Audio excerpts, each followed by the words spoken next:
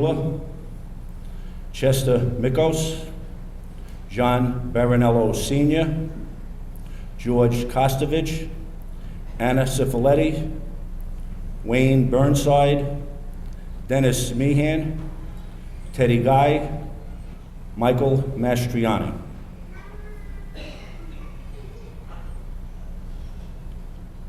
And before we sit down, we'd like to propose a toast from everybody at the Staten Island Hall of Fame Committee. So please lift your glasses, even though we don't have other people's glasses. Okay. We wish everybody health, wealth, happiness, and certainly the time to enjoy all the above. To everybody. Cheers. Okay.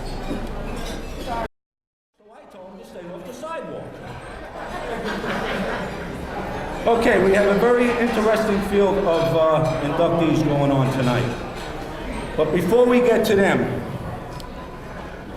let's have an understanding of the purpose of our Bowling Hall of Fame. The purpose is to preserve our past, promote the future, and protect the present.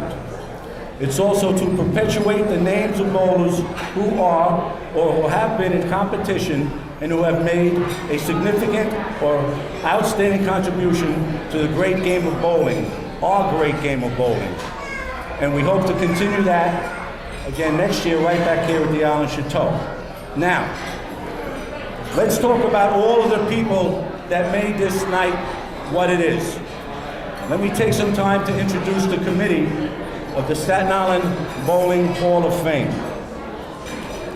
And this is one hell of a terrific group, and everybody gets along so well, and all the decisions are made collectively. I guess I should start with Mr. Joe Labargo, who's sitting over here to my right. This is a relentless worker. You know, this festivities for this year ends tonight, but tomorrow morning he'll be back on that computer looking for who we missed from He'll be looking tomorrow morning to see who we missed from the year 1930. That's what Joe Labargo does. It's relentless, it's tireless, it's never ending, and he's very equal to it. Seated 2 seats to his left is his father, Dom Labargo. Dommy, please stand up. 65 years bowling experience. He's kind of like our historian. He does all the research and he says, well, you know, back in the 1940s, it used to be this way. The game has changed so drastically from then to now, and that really helps us make decisions on who should and who shouldn't be here. To my immediate right,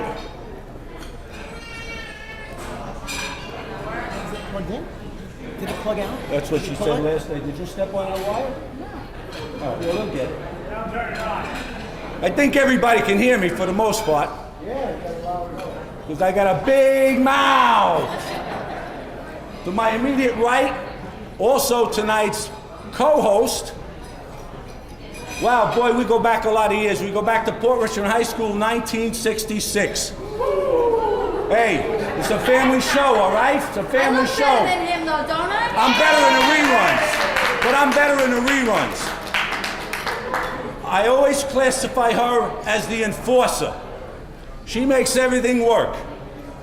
The last 2 weeks before we have our dinner, our annual dinner, she's making sure all the T's are crossed and all the I's are dotted. And you know what, might be a good idea if we take care of this. Nobody's addressed this. We need to get this done. The next day you have the next day you have the same conversation with her. And she's that way, she's relentless, but we always get it done. Our next committee member. Better, yes, no? Okay. This is going to be a long night like this. Whose name? What's your name? Donna Zajac. Donna Zajac. Okay, our next committee member is a guy that I've admired for a very long period of time, and I'm so glad that he's on our committee with us. John Chico Chico.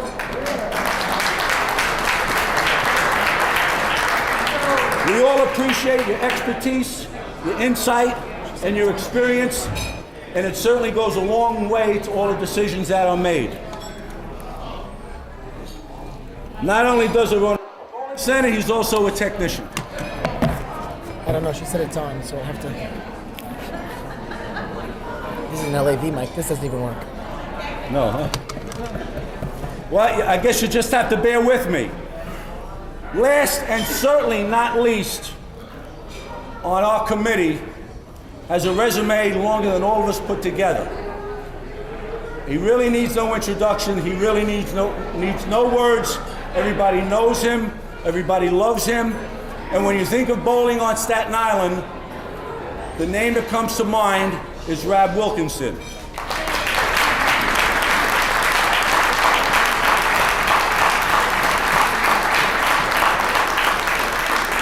His seal of approval on the Staten Island Bowling Committee makes it 100% home run for everybody involved, not only the committee, but the bowlers here on Staten Island. On occasion, we'll come across bumps in the road where we have a problem we cannot solve. Rab says, I'll take care of it. No fanfare, very unassuming, very quietly. The next day, it's what problem? Now, there's a transition period going on right now. Now, Rab is getting his son, Frank, involved on our committee. And I have to tell you, for a 20-year-old young man, his intelligence belies his age. Any obstacle in front of this young man is taken care of, not only with the committee, but certainly with Country Lanes. And all you good people at Bowl at Country know that. So committee members, please stand up and take a well-deserved round of applause from everybody.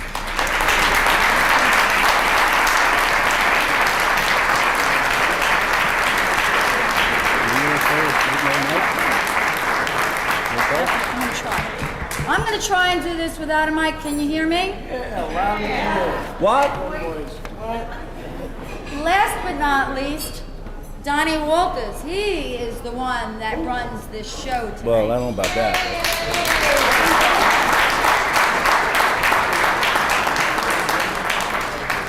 Okay, at this point in time, we're going to get on with the show.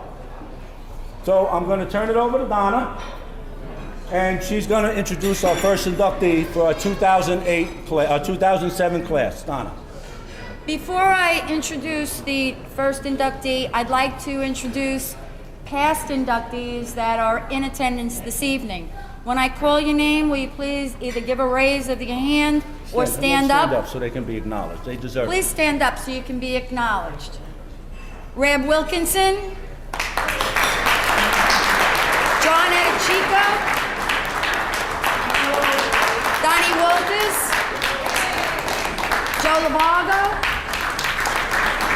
Don Labargo, myself, Donna Zajac, Twice. Jimmy Elliott,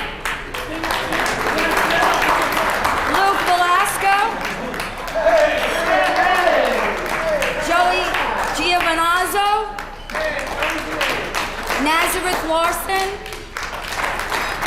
Terry Ward, Laurie McAuliffe, Jim Episcopia, Jean George, Whitey Ross, Ray Larson Sr., Ed Wilkinson. Who's that? Buddy's up, but he's not here. Oh, he's not here? No. Okay. Also, I would like to introduce. Is Frankie going to say something? Yeah, give him. Come on Say in. something? USBC, yes, no? I also would like to introduce to you tonight the officers of the Staten Island USBC. Frank Wilkinson, our president. Laurie McAuliffe, Sergeant at Arms.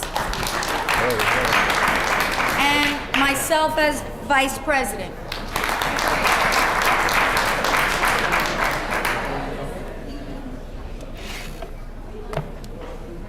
The first person that we're inducting tonight, unfortunately, could not be with us.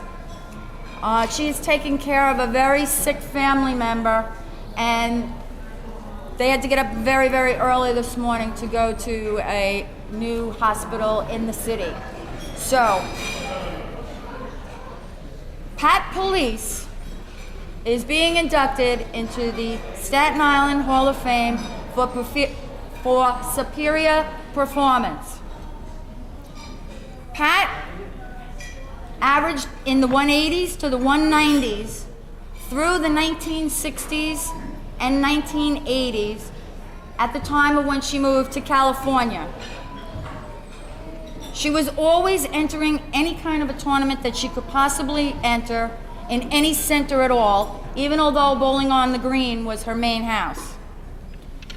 She won in the SIBHoF, Staten Island Women's Bowling Association, championship team event 8 times with such bowling greats as Peggy Garbarino and Helen Dillon.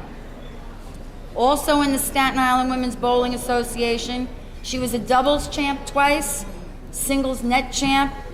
She held high game for the tournament, high series for the tournament, 600 club net champion. She won the all events in 1981. She held numerous league awards for high average, high series, and high game. She was never afraid to mix it up with the men, and she was always competitive. She bowled also in Jimmy Elliott's Classic, as well as Donnie Walters Bowling Club. Unfortunately, as I said, she could not be here, but we are honoring her this evening.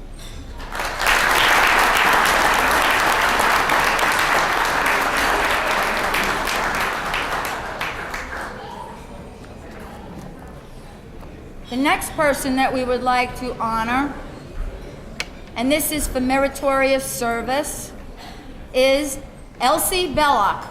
Elsie, would you come up here, please?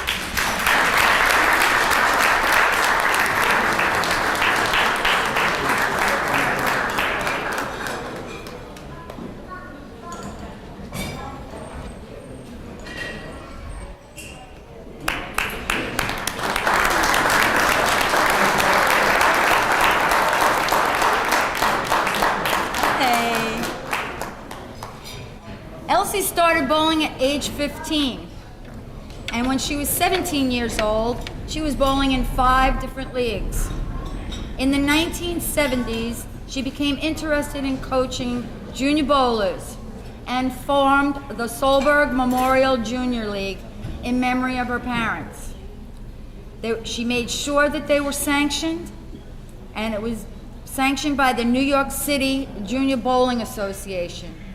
She brought teams into different boroughs for tournaments and also state champs in 1980. Also in 1980, she was voted the New York City Junior Coach of the Year by the Junior Bowlers. She served on the board of directors for 7 years, excuse me, of the now defunct New York City Junior Bowlers Association. Afterward, each borough was responsible for their own program.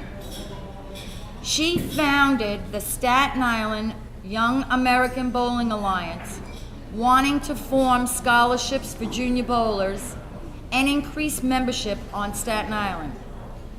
She was honored and was the winner of the Staten Island Women's Bowling Association 1988 Frank Bauer for Dedication, Service, and Achievement Award. She retired in 1989 from the YABA to resume coaching young bowlers who still today keep in touch and remind her of her bowling achievements. Elsie Belloc.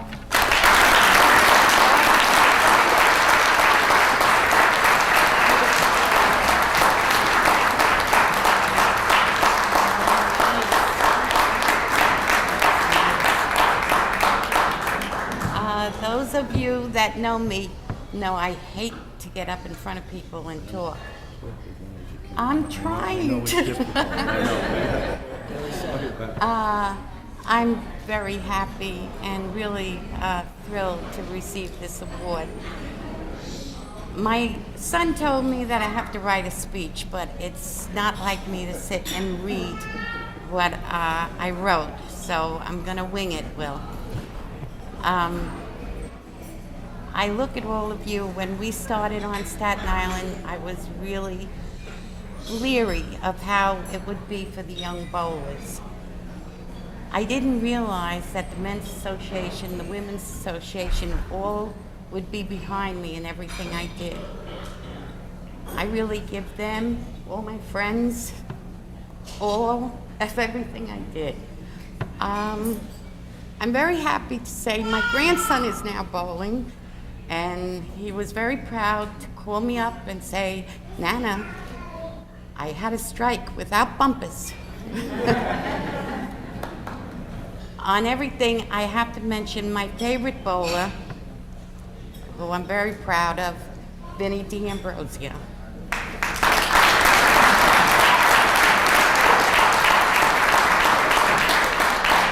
My family and I thank you very much.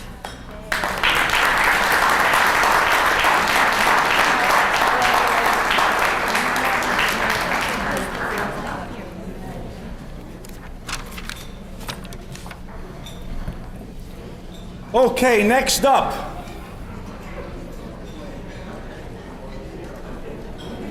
There are many ways to be inducted to a Hall of Fame.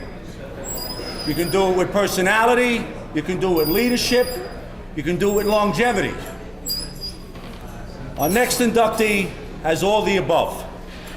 He also has that very powerful word called impact. Not only towards the game, but towards his fellow man. He was never a great bowler, but he was always a good bowler. He was a good man both on the lanes and off the lanes. A man you could always turn to and rely upon whether you wanted to talk about your personal game or your personal self at that point in your life. He would never turn a deaf ear to anybody, and he was always concerned about you as a person.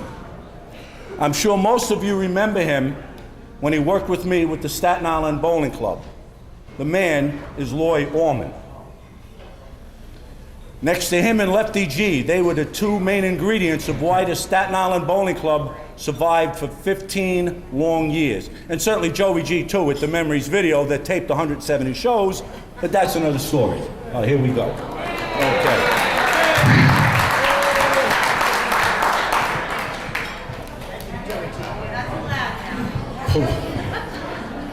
He was a very huge man, and I remember the first time I saw this man was back at the Knotty Pine Lanes in 1963, 1964.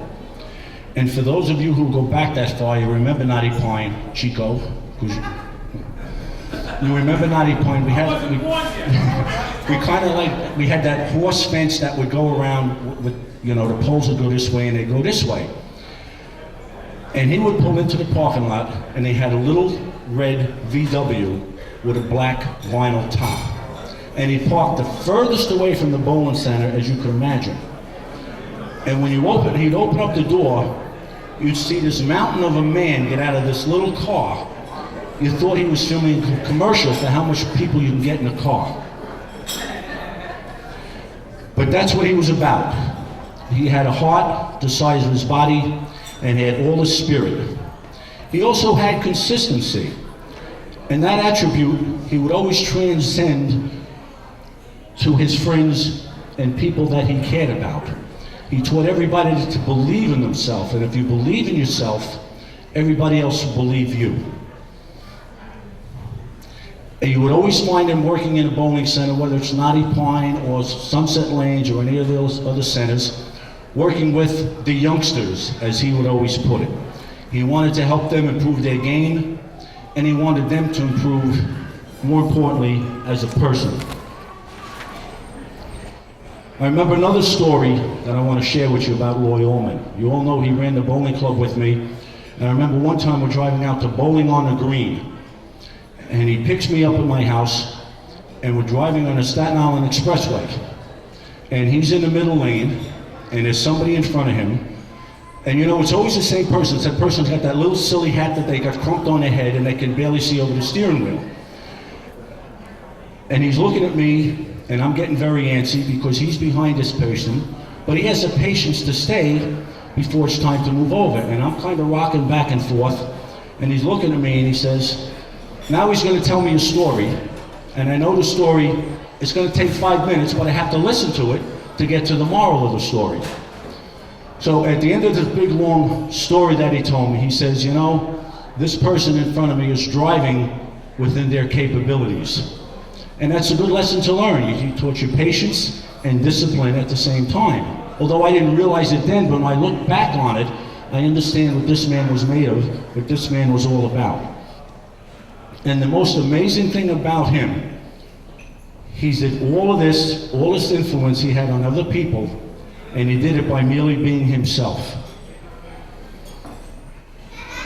He moved to Cincinnati when he left here, and I am extremely fortunate to have had him in my life for the period of time that I had the pleasure of knowing him.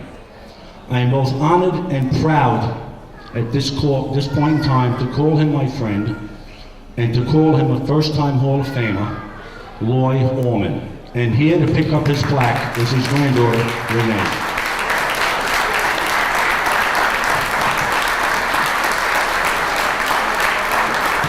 And Ray, we got the mic back for you.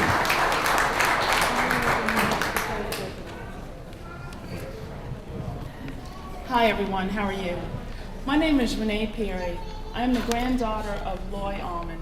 I have a few words to say, and my grandmother, who lives in Dayton, Ohio now, could not be here, so she asked me to say a few words as well. Papa, which I referred to him, was truly like a father figure to me. My mom and dad divorced when I was when I was young, so my grandfather definitely stepped in. Thank you. Definitely stepped in and stepped up to the plate. He was a great teacher. He was just a great, wonderful man. I learned a lot from him. He taught me everything that I am today. And one of the things I have to say real quick is I remember him sitting me down one day to teach me how to read a map. And I didn't want to learn how to read a map. I think I was about 8 or 9. And now I'm in pharmaceutical sales. I have a pretty big sized territory in North Carolina. And I read the map, not on a daily basis, but on a pretty often basis. So, but he was, like I said, a true father figure to me, and had the greatest, utmost integrity, and just a wonderful, wonderful husband, father, grandfather to me. I'm going to read this from my grandmother to you. Her name is Wilma Allman. She's in Ohio, as I mentioned. It says, a message from Wilma Louise Allman to Rab Wilkinson, President of Staten Island Bowling Hall of Fame, Board of Directors, and members, and to Loy's special friends since 1960s. Donnie Walters, thank you for honoring my beloved husband. To each of you here, I thank you for your presence. Rab, when Loy met you years ago, he was greatly raised to his level of interest in bowling. You inspired him as to what he could achieve in bowling, advised him as to the kind of bowler he could be, and select on the nuance of drilling the ball. Rob, I thank you. Donnie, I especially thank you for giving Loy something he looked forward to when he was recuperating from his heart bypass. You cannot imagine the joy that he gave Loy when you asked him to assist him in the bowling project. I believe that the act of kindness assisted him in his healing. Thank you, Donnie. This is a bittersweet evening for me, joyous that my beloved husband Loy is being honored, saddened that he is not here to receive his honor. I am sure that he would give thanks to God for having the rearing of his wonderful parents who contributed to the man that he was. I thank you so very much for honoring my husband. I tremendously am proud that you are honoring him for his character and inspiration to others, as well as the love of the game of bowling. Loy was an extraordinary man, extraordinarily to his family, his family's friends, community, and of course to me. We're married for almost 50 years, and I can truly say that he never exhibited an action other than love. During his many years of illness and pain, he remained patient, kind, and loving. When I think of my husband Loy, I reminded him of words from the 1 Corinthians. Love is patient and kind. Love does not envy, love does not boast, love is not proud, love is not nude. Love is not easily angered. Love keeps no record of wrongs. Love does not delight in evil, but rejoices in the truth. Love always protects, always trusts, always hopes, and perseveres. Love never fails. That was my husband, Lloyd Almond. Again, I thank you.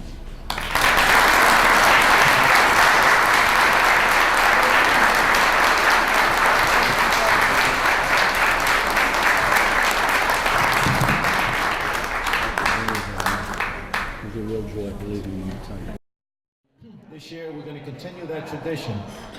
The two that are with it for this year both did it on the same day at the Penroll League. It was Angela Iannuzzelli, who's bowling for St. Francis College, is it? Yes. Bowling? Okay, so she's not able to be here. And Stephen Brown. I think Stephen Brown, he's a youngster. He's only 16 or so. Again, neither one of them are able to be here tonight, but we had their awards, and we'd like to welcome them to the Jackson Smith Club. All yours, man. Okay, now we have one more inductee to go in before we break for dinner. And the Staten Island Bowling Hall of Fame is now in its 8th year. And we've got a lot of people inducted into the Hall of Fame in terms of proprietors, general ability, meritorious service, owners. One category that we failed to acknowledge, which is vitally important, is the category of coaching. And you're going to see why in a few very short minutes. And our next inductee is a person that really falls into that category, although that wasn't how it was supposed to be when he fell in love with this game. And that young man, and I should joke with him and pronounce his name last, you know, like I always joke and I mispronounce it, it's Petey Labella, but it's Petey Labella, AKA Big Daddy. Not yet, now, I ain't done yet now. Now let's not put the cart before the horse here. I know you haven't slept in 2 months, but your son did all the sleeping by looking at that gut he's got, but that's another story. Listen, I got a family show here, be nice. Okay. I'm gonna read what Petey wrote, and then I'm gonna say my own thoughts on this man. I should give you the good stuff first, right? Okay. He first entered the bowling center at the age of 7 in Brooklyn. And he still remembers leaning over the wall on lanes 1 and 2 as he watched the impact of bowling balls rolling down the lane into 10 pins. I don't think hit any of them, but nonetheless. See, it's your 15 minutes, but I'm going to extend it to 20 for you, because that's when we break for dinner. On that same night, he peeked through a doorway and saw all the pin setters in action, and to him it was an amazing, at that moment, he knew that he was hooked to this great game of bowling. He then moved to Staten Island, and he brought the bowling balls to Colonial Lanes, no matter what the weather conditions was. In the dead of winter, this guy's trudging along to Colonial Lanes to bowl. A relationship was being born. As he entered the pro shop, he met with Hall of Famer Ray Larson and Mr. Murray Goldstein, and a group of other bowlers. Now, he proceeded to join leagues at this point in time, especially the Tom McGuire League. And he's bowled in that league for many, many years. And the story he tells me is when he shot his very first 600, which is special to all of us, as we all know, because we all have at least one of those. I have 2 myself, but that's another story. He bowled his 300, the 600 series, and Tommy McGuire presented it to him with a beautiful score sheet with his series, and he still has it posted on his wall at home. And it's still hanging at his home today. Now, as he progressed into the game, he was introduced to another Hall of Famer, as of tonight, Vinny D'Ambrosi. And Vinny helped him and taught him the fine elements of the game and also worked with the children and students. Now, Petey LaBella considers Vinny to be an extraordinary PBA bowler and instructor, and we'll get into that later because Vinny's also going into the Hall of Fame tonight. And he has spent numerous hours learning and sharing teaching skills with Vinny.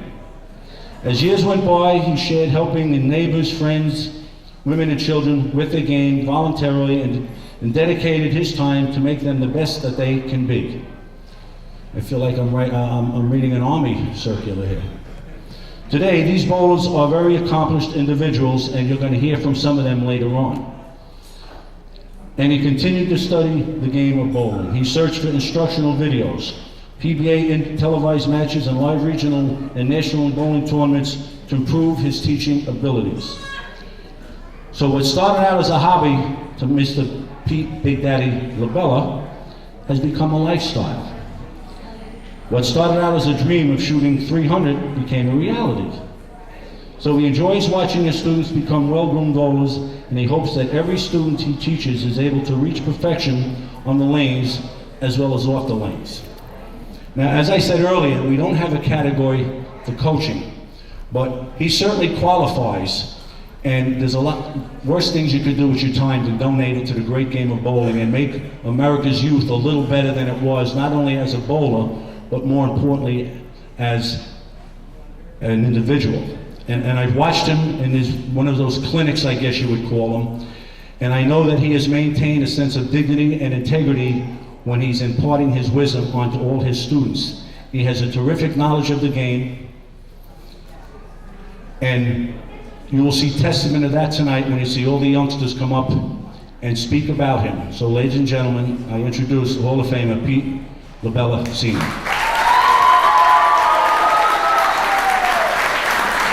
Oh, by the way, Vinny, if he collapses, Vinny, you gotta come up and pick him up.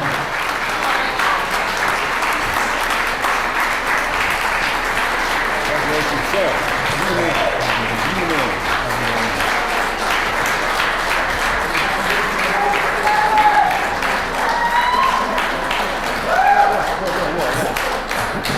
Did you pay these kids for this?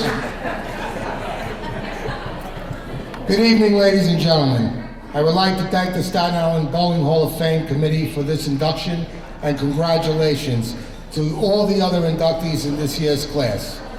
I am truly honored to stand in front of you on this beautiful occasion and share this monumental time in my life with everyone who is here. I fell in love with bowling at the age of 7, and my love has been growing ever since, as it is as strong now at 53 years old as it's ever been. After participating in numerous leagues over the years, my teaching experiences came later in my bowling career as I began to teach my 2 sons, Vincent and Peter. After teaching my sons for a while, I decided to branch my teaching abilities to other bowlers. As I began my coaching years, I was approached by my neighbor, Matthew McNolan, to help him, so I agreed. Matthew became very interested coaching had to offer him. He dedicated a lot of time practicing and learning on how to develop a solid approach, silky release, to which he has tried to master today. At about the same time was also approached by Stephen Pagaluca, Michael Romano, Philip Marks, and Mr. James Santana to assist them with their game, at which they practice with me to fine-tune their individual styles. Later, I came in contact with Mr. Gary Ricky Jr., who asked me to reserve his approach and wanted my opinion on how his skills have developed so far. I felt he had a strong foundation and had the desire to become a great bowler. Through the years, he's been excelling in his game. After helping junior bowlers for a while, my teaching abilities became noticed, and at this time, Mikey Galama entered my life, and we became very close friends. His dedication and desire to learn, to me, is impeccable. He is my inspiration. He is truly an inspiration to me. After working with my students for a while, I decided to contact my friend and mentor, PBA member, and fellow Hall of Fame inductee, Vincent D'Ambrosio III, to observe my students and let me know what he thought.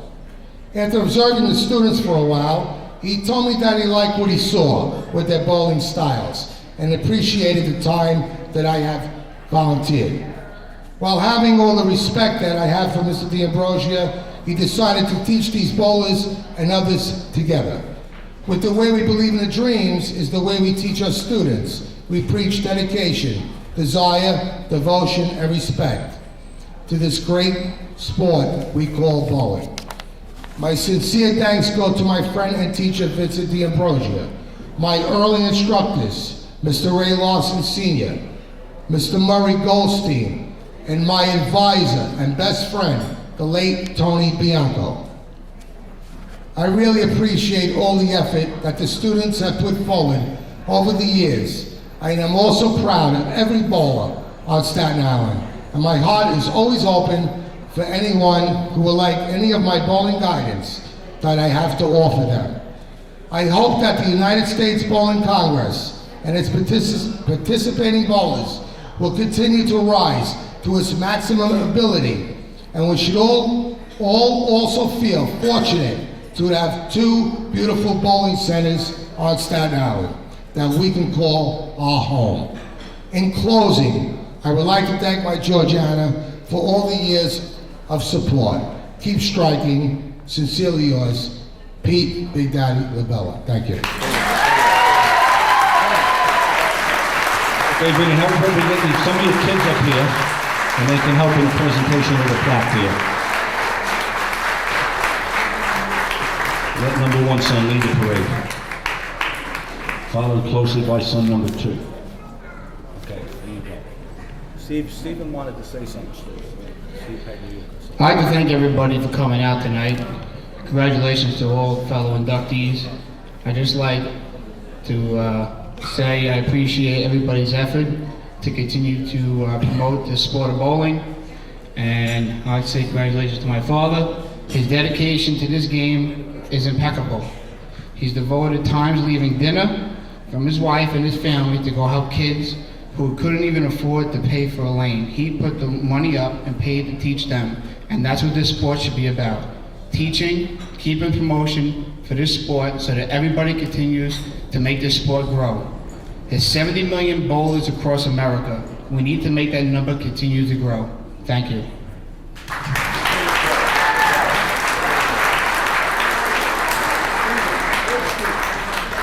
I would like to once again thank everybody for showing up for this beautiful occasion. I just want to tell you a quick story real quick. Every time we eat for dinner, family occasion, Stephen Pagliuca or Matt Mignon will call my house on a family occasion for bowling advice. My father will walk out of the room, take them directly to the bowling alley and teach them all his teachings. Now, I don't remember the last time we had a family dinner, but that's because he's so dedicated to bowling. So I'd like to once again thank everybody for showing up for this beautiful occasion, and I love you, Dad.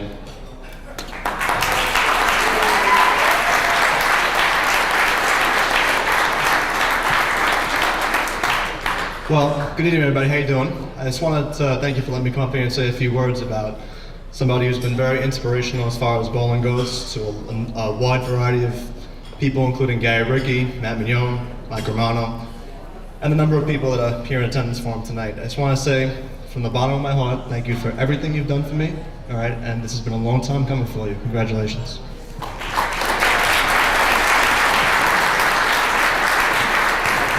Petey, once again, congratulations, well deserved.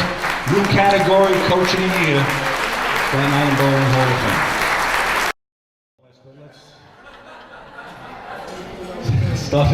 I just want to see if you're awake, that's all. Started in 1989. And the winner of each tournament would get scholarship funds that would be used for just that.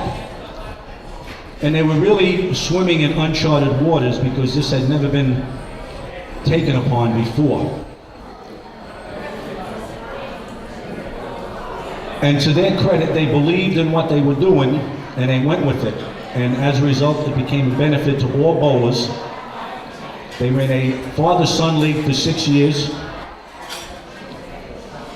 It started at Bowling on a Green and ended up at Country with the likes of the LaGuardios, the Pellegrinos, the Charets, names of that nature. They allowed the great game of bowling to grow here on Staten Island in terms of our youngsters, our youth. They provided quality time for some of these individuals that bowled on Sunday morning. Quality time because some of the kids that bowled with them didn't have any parents. So now this individual, this youngster that didn't have any guidance would be kind of adopted by this league. So now they had a mentor that they could turn to and help them. Thing that I remember most is that Roy Kubisak, along with Wes, would pick up the children and they would drive them all over the tri-state area to different tournaments. In Pennsylvania, Delaware, Connecticut, and certainly here locally on Staten Island. Chuck Pisano was very influential in this undertaking. He was their influence, I guess, for lack of a better word. They also helped Chuck run tournaments by running 50-50s and things of that nature. And again, they transported bowlers all over the tri-state area so that the game could grow for our youngsters and make the youngsters better people. So right now, we're going to bring up for their acceptance Mr. Wes Houseman, and standing in for his father, Roy Kubisak, is Jeff Kubisak. Jeff, Roy, Jeff,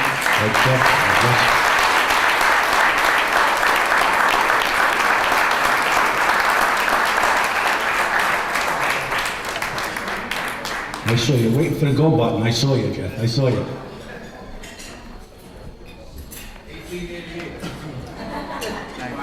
Thank you.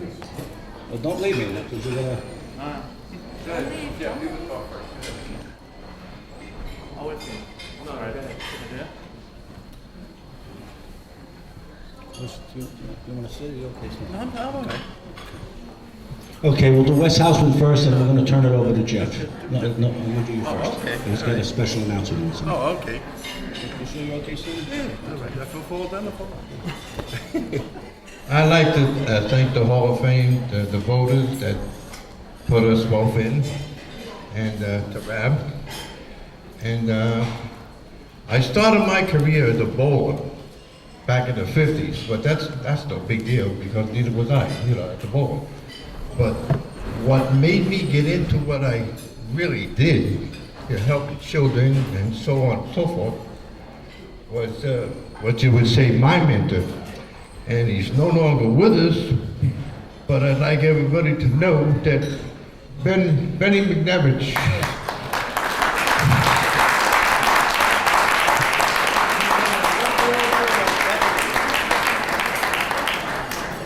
and that also, as far as junior bowling goes, there was two other people that really helped me do this, and that's my two sons, Stephen and Jerry. Get him up here. Just get Steve. Come on up.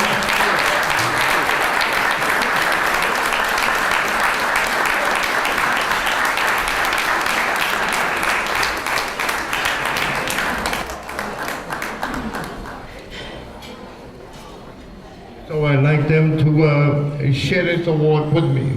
Thank you. Okay, thank you, Wes. Now on behalf of Roy Kubisak, his son Jeff is here to represent him.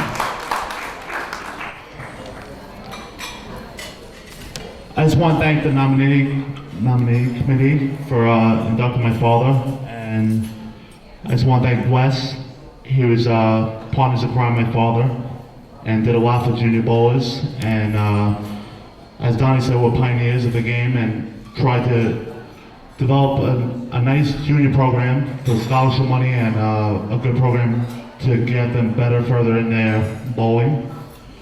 For those of you who know my family, it's an understatement that bowling is in our blood. Back in the day, my father bowled at Weemark Lanes every Thursday in Brooklyn.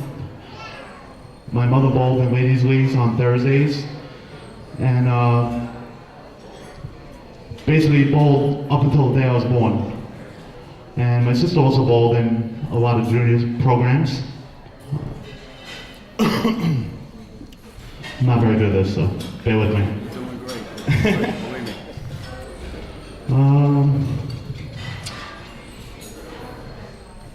Let's see.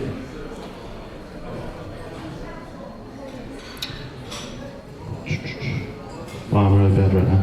Okay. Junior programs. Yeah. So I was thinking the same. I'm really bad at this. Okay.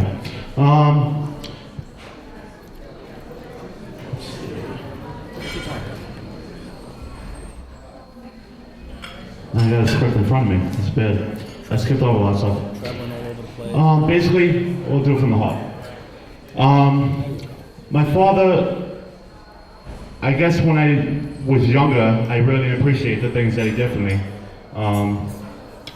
It was more of like when my friends went out and traveled with us, I was like, oh, it's kind of a drag because my father's here. But now that upon it now, it's like I'm glad that he was there to share things with me. Everything from winning a tournament to my first 300, my first 800, all the things he did for other junior bowlers, all the coaching, keep kids out of trouble and have something to do on the weekends. And it's just an unbelievable experience that I would never forget. And it's great that other people get to share that. And I couldn't ask for anything more than that. I could probably never repay that. It was just a great experience and something I'll never forget. As far as the Junior Bowlers Tour, there was a lot of opposition because they really didn't want to do what Wes and my father set out to do, and was to bring it to another level. The junior program is the lifeline of bowling, and thank God, like the 2 centers that are there now understand that, and they really push the junior programs. So I'd like to thank Showplace, I'd like to thank Rab and Frankie for doing what needs to be done on Staten Island, and they know that that's the lifeblood of Staten Island bowling, and it's only gonna get better from there. I want to thank Vinny and Ray Lawson because they do a tremendous job with the juniors today, and it's much needed because it's only gonna get better, hopefully, because it's in good shape now, but it can get better.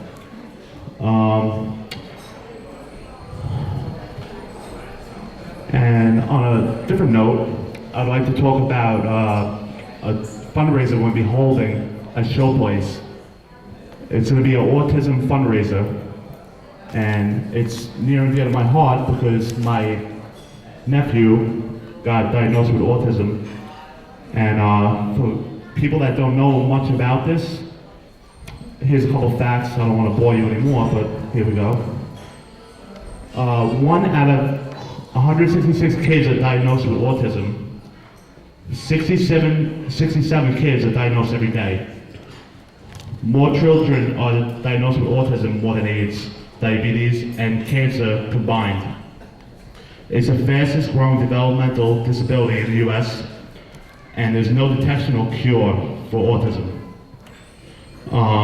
As far as the funding, they have $15 million designated towards this disease, and there's a lot more money allocated for it for other childhood prevalences. So we're going to be running an autism fundraiser March 23rd at Showplace. I just want to thank Bob and Crystal for doing this. And we'll have flyers out, and hopefully people can come out. I know it's a rough day because it'll be Easter, but we're going to have a lot of pro bowlers there. We're going to have Tommy Jones, Wes Millard, Chris Barnes, Mika, Sean Rash, Robert Smith, and be a lot of others. So hopefully you guys come out and donate to a good cause. And I know Showplace is very behind this, and Country did a very good job with the breast cancer, and they raised a lot of money. So hopefully we can do the same, and hopefully cure or help out with the research, because there's no cure or detection of this. So I just want to thank everybody, and I want to congratulate all the other honorees, Big Daddy, the Neil Down Drill, Mr. Vinny D'Ambrosio, who's very worthy and should have been inducted a long time ago. And he's been near and dear to my heart since I was a kid. He's like another father to me. So I just want to thank him, and thank you everybody for coming.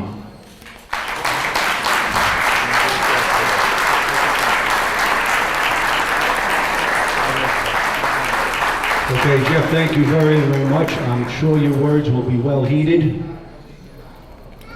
And everybody will at least make a contribution to that very worthy cause. Yes, thank you. It's me thanking you, not you thanking us. Okay, I'm going to turn it over now to Donna to see who our next inductee might be. I don't know, they kind of go with the flow.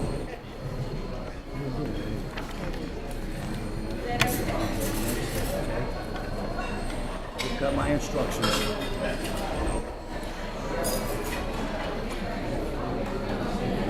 Okay, for our next honoree, at this time, I would like to bring up and present to you Kay Hager O'Toole.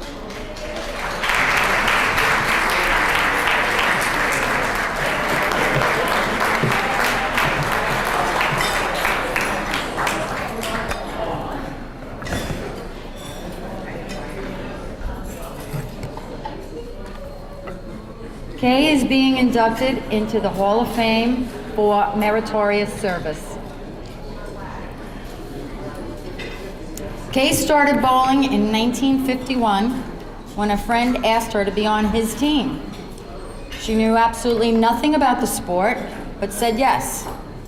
It was a Sunday night at the Plaza Casino on Castleton Avenue, and I'm sure that a number of you remember that particular place.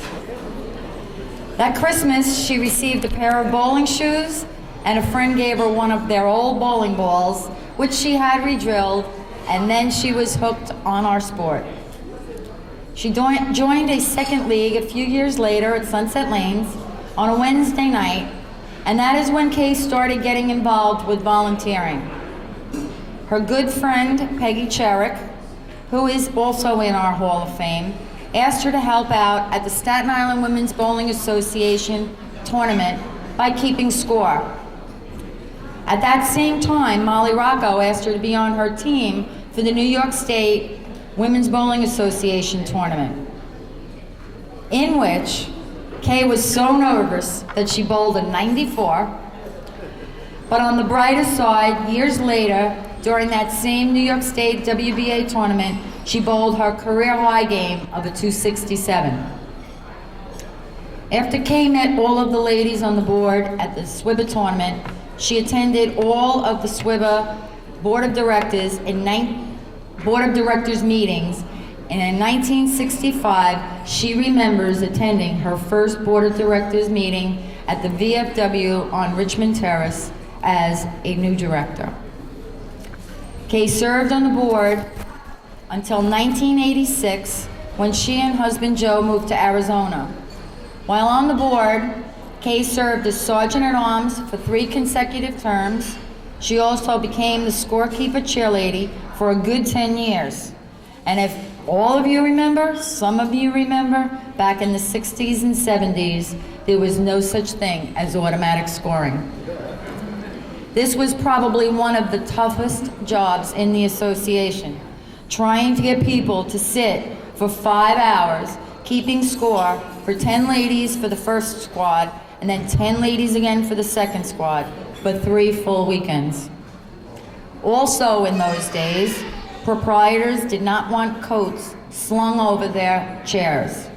Therefore, Kay also did the task of becoming the coat check girl.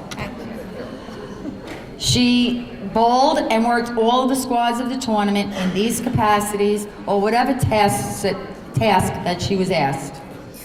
While on the board, she served as chair or co-chair or member of all of the committees, such as legislative, nominating, policy and procedure, budget, dinner dance.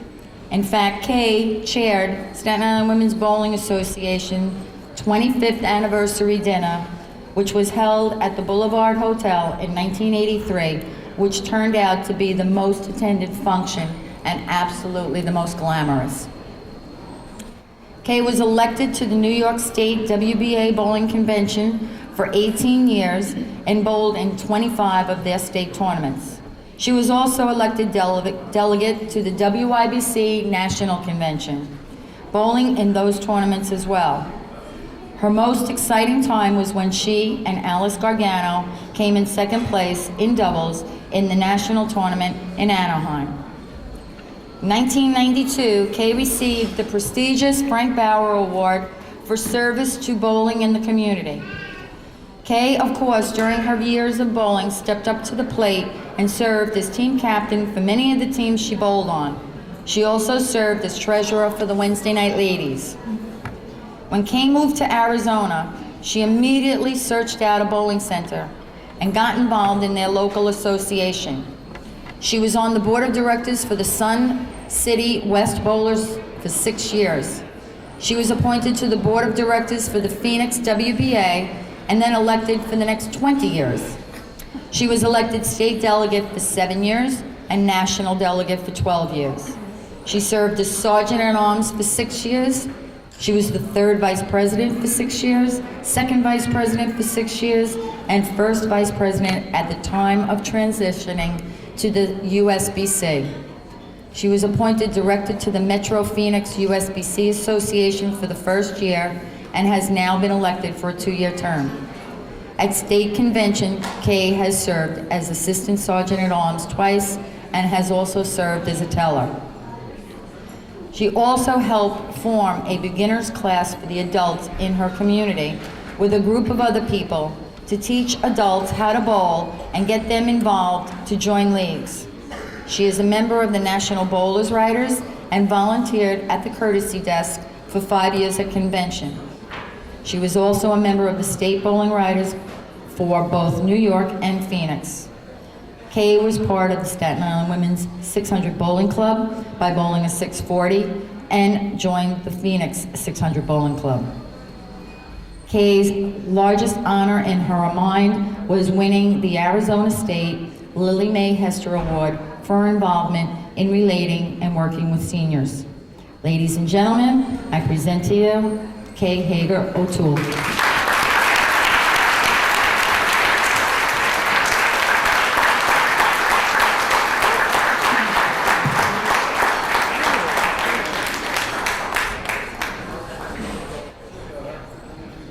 Well, I didn't have a speech ready, but I would like to thank everyone that on the Staten Island Association that voted for me, and especially for Donna, who put my name up for election.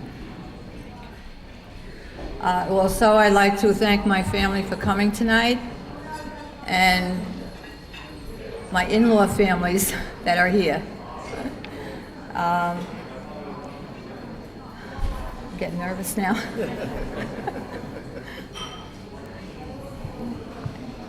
I always refer to this association when I'm back in Arizona. I said, well, we didn't do it that way in Staten Island. We have to do it this way. But they told me we're not in Arizona, Staten Island anymore. But I still refer to this as my home association. And I was proud to be a member of that association. Thank you.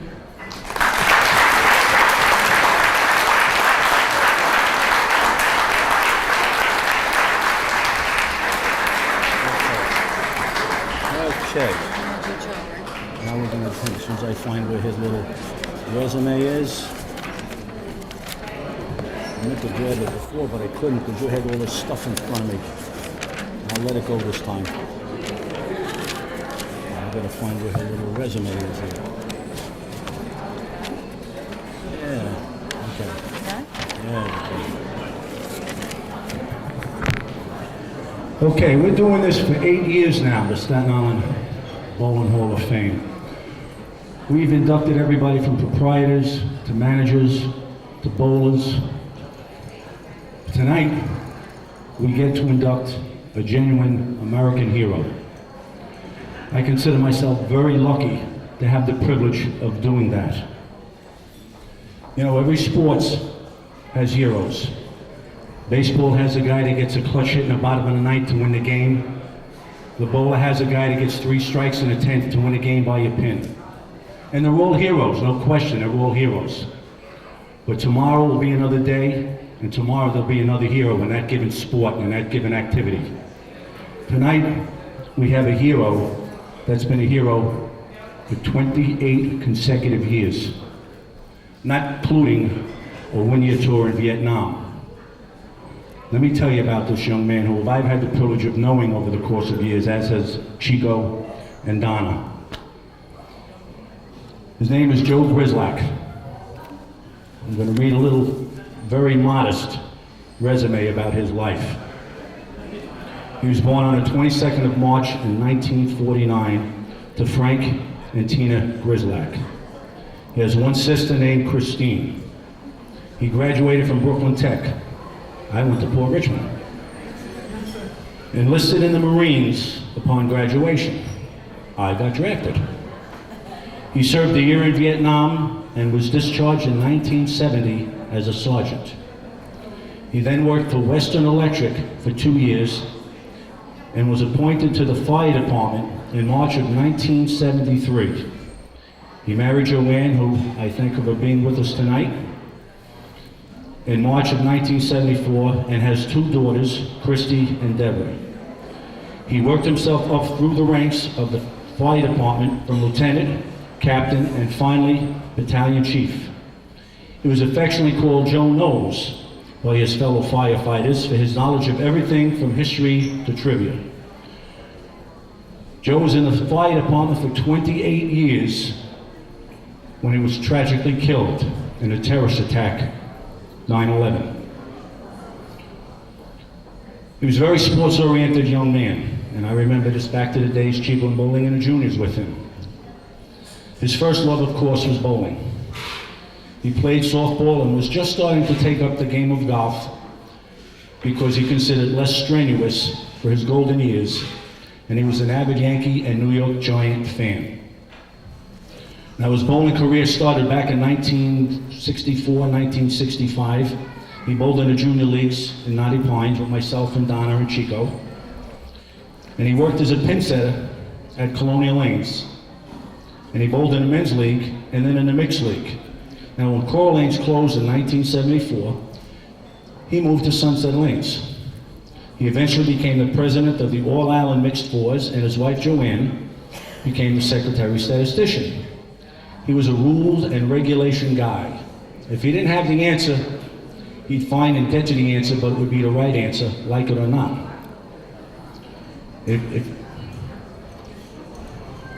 He averaged anywhere from 180 to 190 for his entire bowling career. And when Sunset closed, he moved on over to Raps Country Lanes. And he remained president until he stopped bowling in 1999. He continued to bowl on the Thursday Night League in the American Legion up until his death in 2001. After his death, the All Island Mixed Fours League was renamed the Joe Grislak Memorial League. I'm extremely proud to have known him, as are Chico and everybody here, I'm sure, that knew him. And I'm glad that I was just a very small part of this very courageous man's life. I'd like to introduce his wife, Joanne. Please step forward and get Joe's plaque. Ladies and gentlemen, Joe Grislak.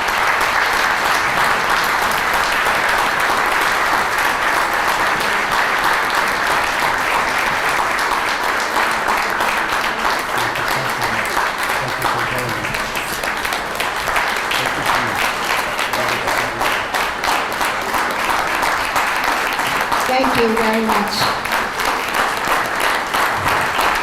Thank you. Very nice.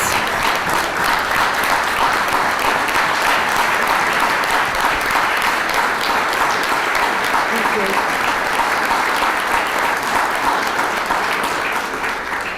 Joe would have been very honored to be here tonight. And on behalf of my husband Joe, I would like to thank the Staten Island Bowling Hall of Fame for this award. This honor is very significant to me because Joe and I met at a bowling alley at Coral Lanes almost 40 years ago. We made many lasting friends through bowling, and we had many fond memories. In fact, a few times Joe had to combine his firefighting with his bowling because there was some kind of emergency. At a bowling dinner one night, the guy in the band fell down off the stage, had a heart attack. Joe revived him.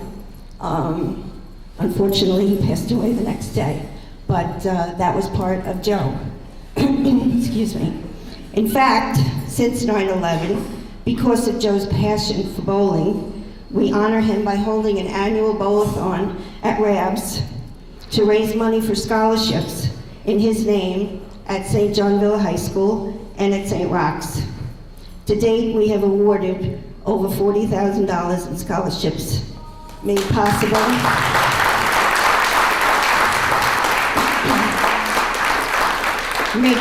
by family, friends, bowlers, and firefighters. The life he lived will never be lost. It's recognitions like this that celebrate his life and his accomplishments. The greatest gift we can give him is remembrance. And thank you, everyone, for remembering Joe.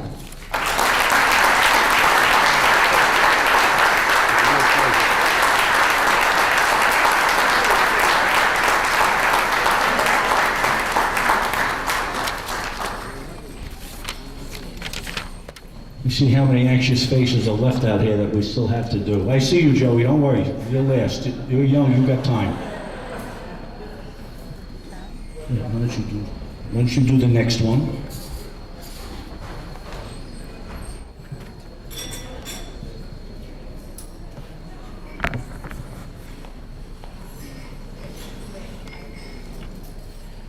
Okay, it is with great pleasure that at this point I can introduce to you our Hall of Fame inductee for superior performance, Ms. Carol Stefanski.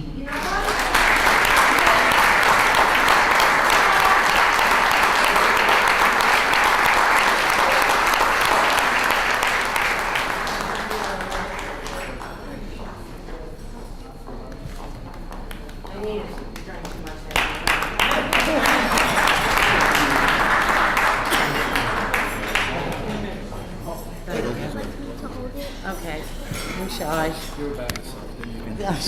It all started as a family fun night out for Carol at the age of 11 or 12. Carol's parents would round up all her sisters and brothers. They would jump in a cab and head for Columbian Lanes at the Knights of Columbus on a Saturday night. When she started, she bowled like a lefty, even though she was a righty. Standing on the left side of the lane, using the left arrows and dots, throwing a more than accurate backup ball. Her mom, Evelyn, was a coach of a softball team, of which Carol was a part of, and Carol bowled the way she pitched. It was more than what we would call lofting the ball. This is what she knew. It wasn't until she was about 18 years old that Jean George took Carol under her wing and turned her around. First by getting rid of that backup ball and becoming a come-up bowler. Next by getting rid of the bowling ball she was using. Carol joined a mixed league with her boyfriend at Strike City, and then another league with her parents and friends. In 1981, Carol and her mom entered the Staten Island Women's Bowling Association tournament, and with her low average and many pins handicap, ended up winning the singles gross category with an 805 series. That same year, she also won the 9-game gross award in the 139 to 149 average category and series net with a scratch 628. Carol continued to enter the SIWBA tournaments every year with her mom as her doubles partner and added 2 or 3 of her sisters to make up the team. Karen Vito finally asked her to bowl on a Monday night classic league at Country, but Carol wasn't sure that she was good enough to be in this league, only averaging in the 160s. But being in that more competitive environment, Carol's natural abilities started to come out. Soon Carol went from 1 night a week of bowling to 3 nights a week, but in 4 different leagues. She bowled Monday night with the ladies at Country at 7 o'clock, and then moved to the other end of the house at 9:30 to bowl with the men. She also bowled on Tuesday night in the men's triples, and then on Friday in a mixed league. That extra night came into play when 7 centers on the island formed the traveling league, and Carol became part of the Colombian Lanes team. Her average started soaring, her games were getting higher, and her series were also escalating, as evidenced by some of the following accolades. In 1985 to 86, she had a high series of 718. That same year, in her Sunday night mixed league, she had a high game of 254 and averaged 180. The following year, 1986-87, she averaged 183. 87-88, she went up to a 191. And in her Friday night mixed league, she won the Triple Crown with an average of 187, a game of 269, and a series of 640. 1987-88, Carol won the SIBHoF tournament for the high game net with a 277, high game gross with a 299. 1988-89, she won High Series Award for all of Staten Island with a 743. In 1992, she won the Staten Island Women's Bowling Association All Events, also the singles net with a 682, and then and series net for the tournament with a 682.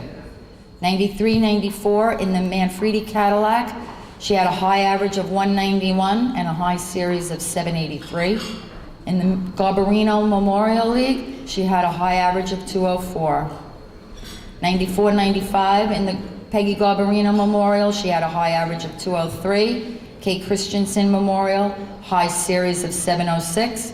And again, in the Manfredi Cadillac, she won the Triple Crown with an average of 210, game of 289, and a series of 782. 1995-96, Manfredi Cadillac, she had a high average of 201. 96-97, in the Country Pro Shop Mix, she had a high average of 193. And again, in the Manfredi Cadillac, she won the Triple Crown with an average of 207, game of 278, series of 727. The following year, which was her last year of bowling, was 1998-99 in the Manfredi Cadillac, Triple Crown again, with an average of 205, a game of 290, and a series of 704. Carol's career high average was the 210. Her career high series was 783, and her career high game was a 290. She did tell me she rolled a 300, but it happened to be in an unsanctioned summer league. But the thrill was still there. Carol's athletic ability started with softball. She threw like a boy, and she wanted to play as good as the boys. With bowling, she had that same competitive feeling and wanted to be as good as the men. Therefore, to Carol, her highlight in her career in bowling was being asked by the men to bowl. They wanted her. She never felt out of place. To Carol, bowling was all about fun, being with her family and friends, having a night out or two. She just loved being on the lanes. She loved the sport and still does.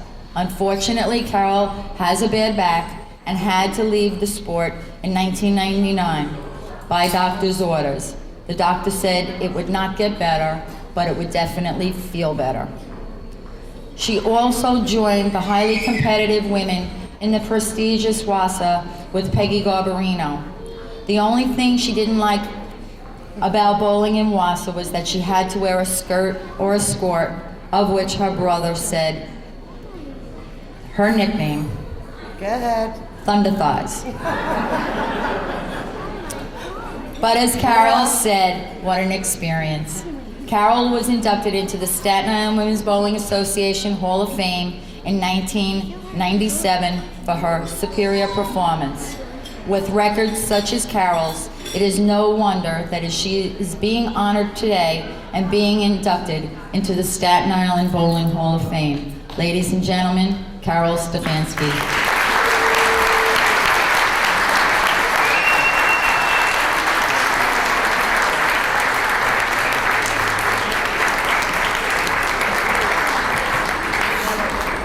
I That was good. Donna told me I wasn't going to have to say anything, so nothing is prepared. My niece said to say, this is the most memorable time of my life. I'd like to thank my sisters, and I miss bowling, and I didn't miss it for 7 years. Till I talked to Donna. I might be back, so watch out. Thank you.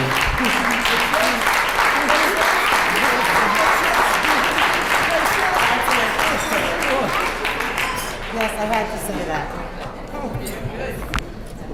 Congratulations, Carol.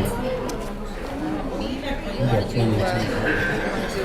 If you want to mention 50-50 right now, it's $350 for them. If they want to buy any additional tickets, come and see me at the table. Okay, newsflash, everybody. Boy, wait till you hear this. 50-50 right now is $300. And if you want more tickets, see the man over here, Mr. John Chico Chico, and we will happily take your money. $300 right now. Go see the man. We have to do Vinny, and then we take Vinny's the last one, and then it's Naz and Joey, right? This is Yes. the last We're all one. done, and So we'll do go Vinny, from there, and then we'll take a break because you're getting your ice cream. Okay. Or do you want to take a break now? No. Let's get him out of the way. That way the only two we got left. Okay. Our next inductee, I know he's been waiting for this a long period of time. Very familiar face around the bowling centers here in Staten Island and abroad. This young man goes back to 1987, and he was a Staten Island All-Star at a Tottenville High School.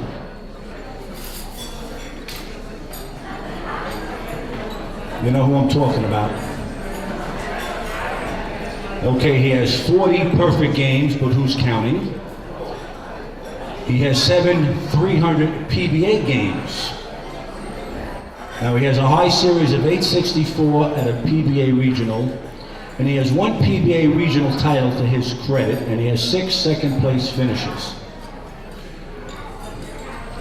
The thing that I've always admired about him, and I said this to him, and I said it to his father earlier tonight, it's been a joy watching him grow up and watching him develop into the bowler that he is today. He's always bowled with a lot of confidence. He's always bowled with a will to win, because he has the dedication, the desire, and the discipline that it takes to compete at the level of competition that he's now competing at. He has a terrific work ethic, because he has to perform at a high level or go home. He has the ability to read the lanes very quickly, and he knows how to make in-game adjustments that will keep him in the game.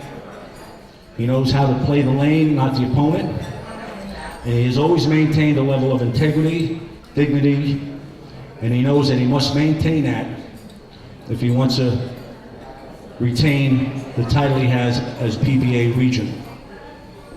He also has a high finish in the national tournament of 7th place, which he did in Windsor Locks, Connecticut. And he joined the PBA in 1992 on a part-time basis. He was the winner of the Pat Patterson Award in 2001-2002, which is services to the PBA and the bowlers. He's a certified Dick Whitaker instructor.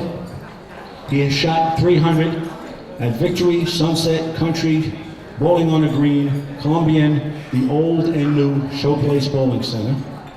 You can still stroll into Showplace lanes at any given time and see him giving instructions, if not taking orders from the owner. He's out there on the lanes working with the youth, trying to make them better bowlers and better people.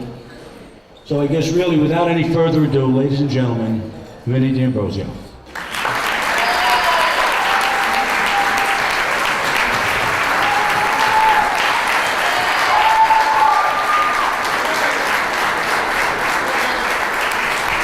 Want me to say anything else, Norman?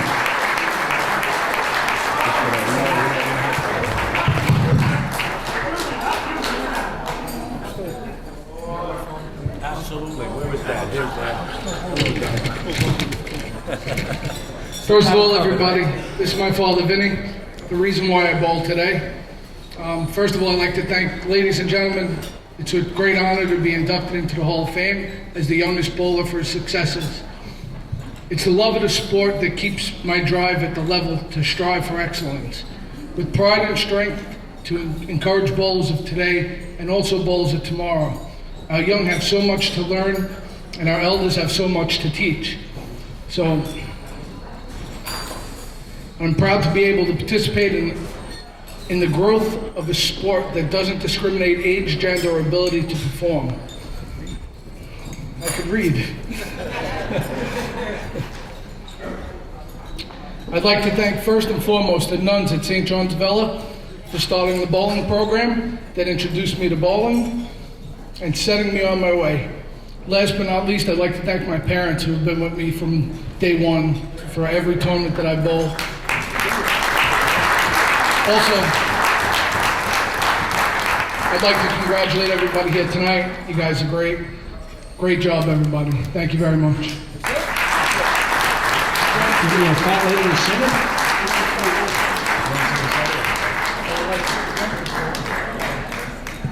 Son, this is a very happy and proud moment for me. In 27 years that you have bowled, this is the greatest honor a father can do on his son.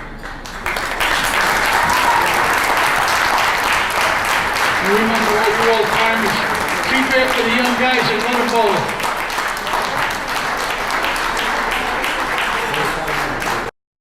Who happens to be my mother, and I want to tell you a little bit about the award. This award is given to the lady who emulates the all-around individual in the sport of bowling. The commitment, the perseverance, the strength, the desire, the friendship, the sportsmanship, and the love of the sport. My mom, Gloria, was instrumental in the breakaway from the New York City WBA to form the SIBHoF in 1948. She served on the board of directors for over 50 years. She served as its president during the 1970s, its vice president in the 80s, as well as being part of or chaired all of the committees from budget and finance to auditing to nominating to legislative, tournament policy and procedure, etc., etc. Gloria was one of the founding members of the Staten Island Women's 600 Bowling Club, became its first vice president for 4 years, and then took over as secretary-treasurer for the remaining 28 years. Her bowling ability also netted her many titles, such as the Staten Island Women's Bowling Association All-Events winner twice, team net champion 3 times, doubles champion twice, high game net twice, high game gross, 3 times Island High Game, 3 times Island High Series. She was a Region 8 champion for the New York State 600 Club. She was a Staten Island 600 Club net champion. She received the Frank Bauer Award from SIBHoF. She went into the Hall of Fame for SIBHoF for superior performance, Hall of Fame for SIBHoF for meritorious service, and one of the first inductees for meritorious service into the Staten Island Hall of Fame in 2000, and then she was elected again in 2001 for superior performance. At this time, I would like to introduce you to this year's Gloria Simonson Memorial Award to Ms. Nazareth Larson.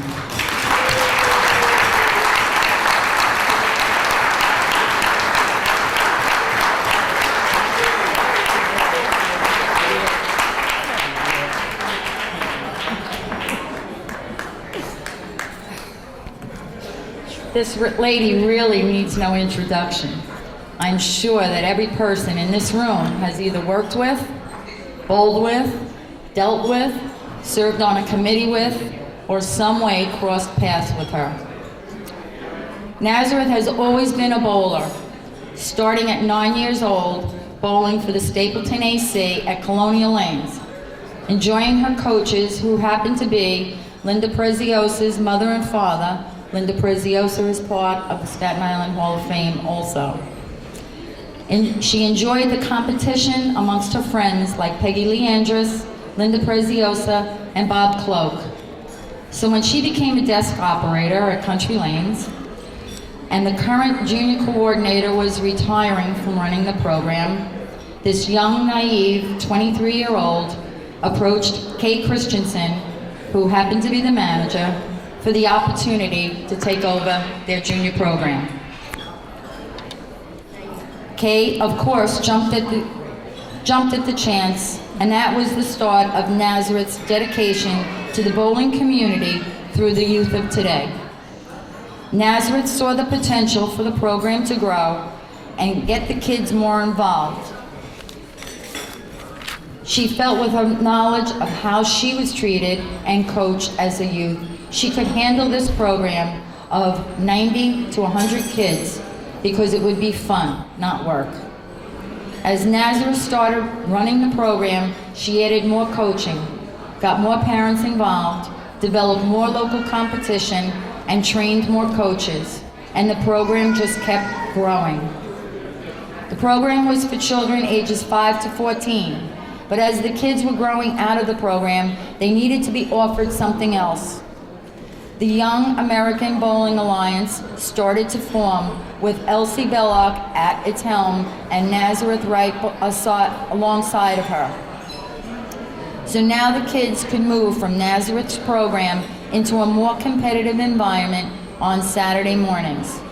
Nazareth and Penny Clinton Jensen, also in our Hall of Fame, basically worked their programs together.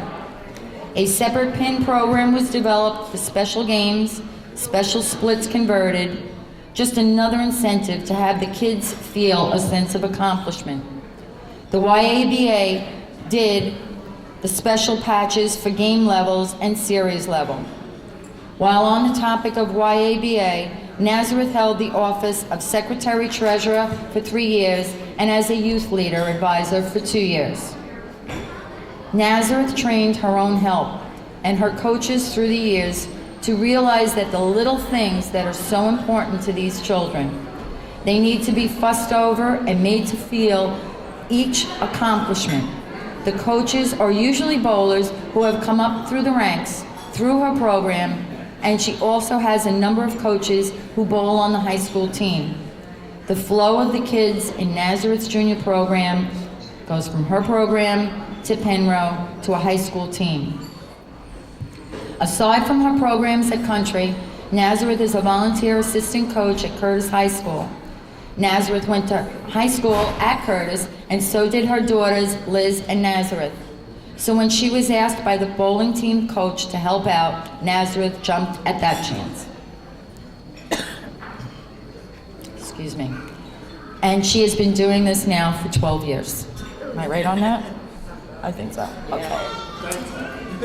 And also has been the Staten Island Catholic High School Girls Bowling League advisor for 8 years and moderator for 5 years. She is part of the Public School Athletic League and instructing coaches for the past 6 years. She has been the United States Youth Game Bowling Team coach for 5 years. This coaching class that she has instructed was developed by Nazareth in order to give the high school coaches more bowling knowledge. Staten Island is much more superior to the city in competition. The teachers were helping, but they really weren't coaching. So at the beginning of the season, she runs this class along with her husband Ray, where all of the teachers can learn the techniques to coach a team. How can Nazareth instruct? Well, she obtained her YABA certified coach in 1985. Then in 1982, she received the bronze level coach certification, and then took it another step and received the silver level certification in 1995. In 2003, Nazareth became an ASEP NFHS certified high school coach. Nazareth's service has not only been spent on developing future bowlers. She was the Staten Island Bowling Association Board of Director for 16 years. While on the board, she chaired or was a member of legislative, policy and procedure, tournament, and developed with other members of the board, with my mother at her side, the 50th anniversary program. In league, she currently is holding the position of president for 16 years, vice president for 8, and secretary for 10. Did you also know that Nazareth can drill bowling balls? Bet you only thought Ray could do that. She was owner-operator of Colonial Pro Shop for 2 years and belongs to the International Pro Shop and Instructors Association, holding certification since 1984 on fitting and drilling techniques, as well as business management and product knowledge. She was also owner-operator of Fort Hamilton Bowling Center for 2 years and is now currently the general manager at Rab's Country Lanes. She currently is serving on the Staten Island USBC Board of Directors for 3 years and is a Staten Island USBC Youth Director, serving on committees of publicity, scholarship, and is our tournament manager.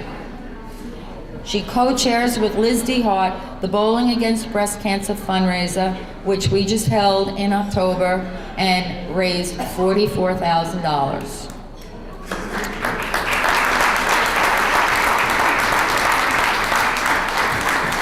Her love of the sport also shows in her bowling career accomplishments with 2 300 games, I think a 783 high series? Yeah. 783 high series. She was a WASA All-Star champion. She was a member of the Ladies Pro Tour. She's a Staten Island Women's Bowling Association 4-time All Events. She was a team champion, numerous doubles champion, singles champion, and she just recently won the Staten Island USBC Women's All Events. She was inducted into the Staten Island Women's Bowling Association Hall of Fame for performance, received the Staten Island Women's Bowling Association Frank Bauer Service Award, and was inducted into our Staten Island Hall of Fame for performance. She was also named in the Bowler's Journal for top 100 coaches in America. But her love of the sport, her love of kids, her pride in the accomplishments of what her coaching skills can do for the self-esteem of teenage girls, the patience with 3-year-olds, her involvement in local bowling, the association and functions, make her the candidate to win this year's Gloria Simonson Memorial Award.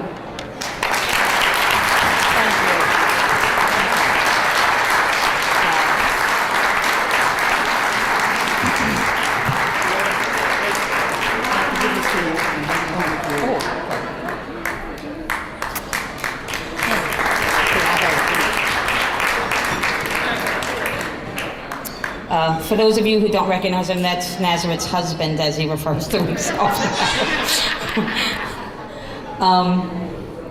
This is weird. Usually I come up here with a big planned speech with my cards, but I didn't want to do that this time because I end up crying halfway through anyway. So first, I do want to thank the committee for putting my name up and honoring me with this. This is special. It's not just any service award. It's the Gloria Simonson Memorial Award. I was lucky enough to work with Gloria, and probably one of the last things we did was that 50th anniversary journal. And Gloria was a very special person. And you know, you meet people in your life and you never know what effect that person is going to have on your life. And sometimes you don't even realize it till you're years past actually meeting them. One of the first state tournaments I went to because I was asked to go. I was with some girls I really wasn't that familiar with, and I was really nervous. And I remember Gloria coming up to me and patting me on the back, and I'm sure I wasn't the only one that she called kid. I know she liked to call people kid, and she was so encouraging to me. And she was like a cheerleader to anybody who came in. She just had a way of knowing who needed the pat on the back. And I think that that's what coaching is about. Those of you who are coaches know that. You know that sometimes all somebody needs is a pat on the back. And this is a very, very special honor, obviously. I loved that tonight, not only did we have a wonderful quote come from Corinthians, but we had almost every person thank their family and talk about how important their family was. I have my wonderful family. We all have families, and you never really know either how important your family is. They support everything that I do. They put up with me not being around when I should be.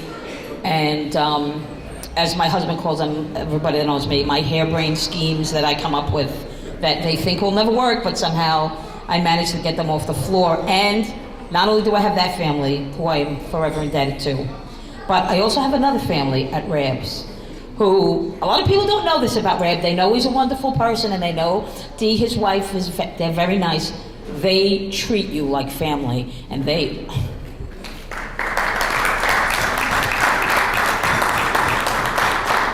I feel like they've adopted me and my whole family, and given me a place to not only be able to work with the kids, but to be able to make a difference in their lives. And a lot of times people don't get that, and I'm very, very grateful to them, to Rab and Dee and his family, like my family. Again, I want to congratulate my fellow inductees. This is a wonderful thing, and everybody has that special feeling tonight. And it's so nice because you hold on to it, like leading up to it, you're so nervous, and then afterwards you're like, wow, that's done already. All that, I know Mr. LaBella was very nervous leading up to this, but you know what, it's over. You can enjoy the evening now, enjoy it, listen to people talk about how wonderful you are, because it doesn't happen every day. So everybody enjoy the rest of your evening, and thank you very much for this reward.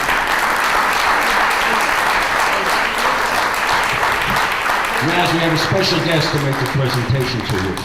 And if you look to your immediate left, I think you'll see who it might be, and we all know Ray Lawson.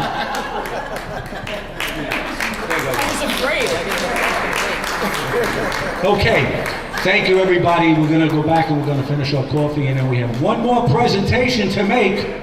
But before we bring him up here, we'll give him a little drum roll because he's impatiently waiting in the back. Don't forget the 50-50. See Chico over here at table number 2.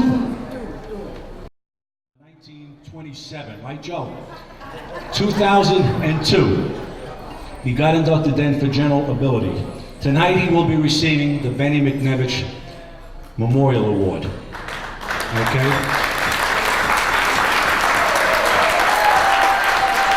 And he's been waiting a long time, and he certainly is very deserving of this given honor.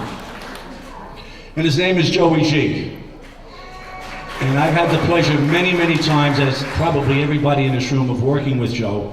Joe is the best videographer there is on all of Staten Island. He's a pioneer in that regard.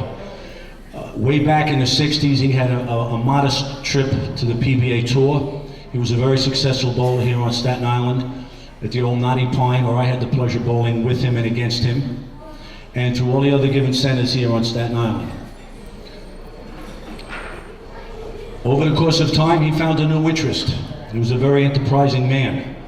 He's always been a doer, never been a talker. And he started a videotaping for everybody. And he has grown now to where he is. He's had appearances on Maury Povich.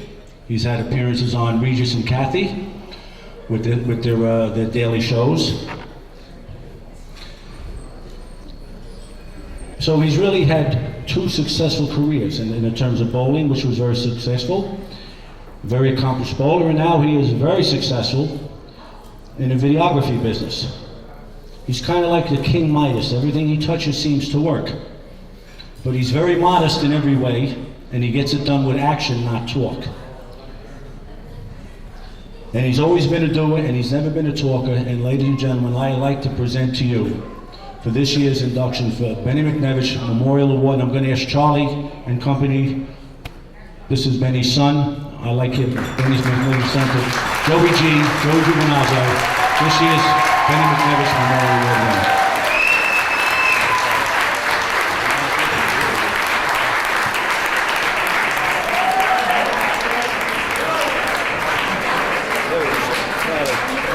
on his age is happy with it. My name is Charlie, and I'd like to thank everybody tonight. Nazareth was up here and she said family, and that's what Pop, my father, was. It was family. Bowling was his other family. He had a family at home and he had a family here. When he passed away, we were all at the funeral parlor, and I looked over and all I saw was these little kids. Who are these kids? I said to them, you know, and they were sitting up front and they were crying. And I didn't know who they were because I'm a bricklayer. I'm not a bowler.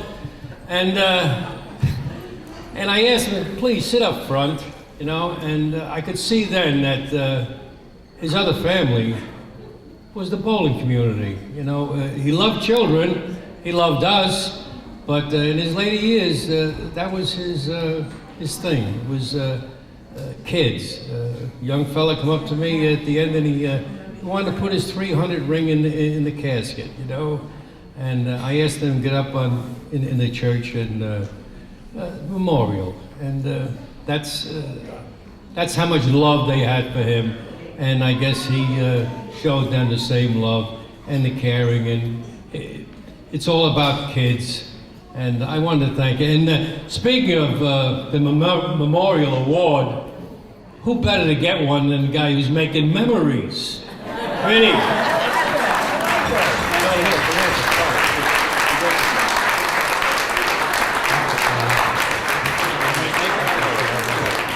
Well, I'm usually on the other side of the camera, so it's a little tough for me. I'm not used to be on this side, but I want to thank the committee. I'm sure everybody in this room deserves this award besides myself, because I know you all do a good job, you all try to help everyone. Benny, I don't know how many guys, all you old guys definitely remember him, but the younger guys might not remember him, but the first time I ever saw Benny, he was on the Guy LeBeau show making the 4, 7, 9, 10 split. Yeah. He opened the show up. And I just looked at him and said, I just want to meet that guy someday. And someday I bowled against him, which was really, a big thrill for me. And as far as my bowling career went, I guess like my video career went up and down, but I survived it. And I really want to just thank everybody again. And I really appreciate the award. There's not too much more I can say. Wait a minute, hold on a second. Lost for words. Oh, hi. Yeah, hon, I love you. It's my wife. Excuse me a second. I'm getting the McNevich Memorial Award. What? Bring you home 2 McNuggets? No, the McNevich Memorial Award. Okay, thank you very much. Maybe we'll see you on the Making Memories show.